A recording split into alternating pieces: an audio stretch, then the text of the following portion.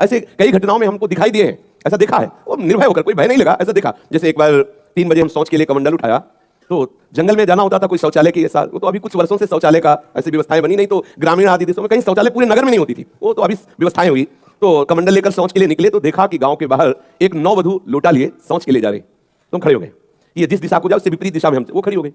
फिर विचार किया कि हमें लगता है ये यहीं शौच में बैठना चाहती, तो हमने रफ्तार बढ़ाई। जब रफ्तार बढ़ाई तो देखा कुछ दूर आगे जा रही, तो लगा कि ये तो पीछे खड़ी थी, आगे हमारा ये था कि हम कभी डरने वाली स्थिति में अपने को नहीं खड़ा कर दें। हमारे मन में आया नहीं नहीं ये मेरा भ्रम है, वो हमसे आगे निकल गई होगी।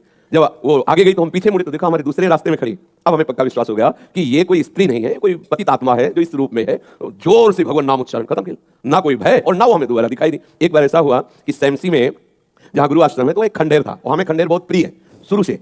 ऐसा मतलब बिगड़ेल स्थान, पुराना वृक्ष, ऐसे कोई कुटिया, ऐसे पहले संन्यास मार्ग में ऐसे रहना अच्छा लगता था, जहाँ जिसका कुछ काल। तो रात्रि में उस खंडहर में जाकर के लेटे, वहाँ के लोगों ने रोका, आश्रम वाले लोगों, वहाँ मत जाइए। तो हम सोचा आश्रम के कई लोग यहाँ लेटते हैं तो बातचीत करेंगे, इसलिए एकांत। यही गए तो अंदर मंत्र चल रहा था, और एक छोटी सी टार्च सिराने, छोटी सी घड़ी दुप दुप वाली, क्योंकि उसे पता चले ना तो मतलब टाइम का, तो ऐसे रखे, वैसे थोड़ा ही लेटे तो उस समय जटाएं बड़ी बड़ी थी, तो ऐसे उनका तकिया की तरह जटा रखे, तो ऐसा लगा जैसे कोई हमें बहुत जोर से दबाने की चेष्टा कर रहा है। तो ऐसे देखा तो मुझे स्पर्श जैसा भी हुआ कि जैसे कोई कड़ा हाथों में एकदम, ऐसा कैसे हो सकता है? जब हम मंत्र जप रहे हैं तो कोई ऐसा कैसे हो सकता है कि कोई अशुभ आत्मा के छुए? तो टार्च लिया, बाहर निकले, कोई नहीं। मुझे लगा कि मेरी मानसिक बिगड़ेल बुद्धि हमको भयभीत करना चाहती है। नहीं मैं नहीं मान। एक मन ने कहा यहाँ से हटके, वहां से हमको जिद्दी स्वभाव था, नहीं देखूं कैसा क्या, फिर वही जाके सोए। थोड़ी ही देर में फिर स्पष्ट अनुभव हुआ कैसे, तब हम बैठ गए तत्काल मंत्र जपते हुए।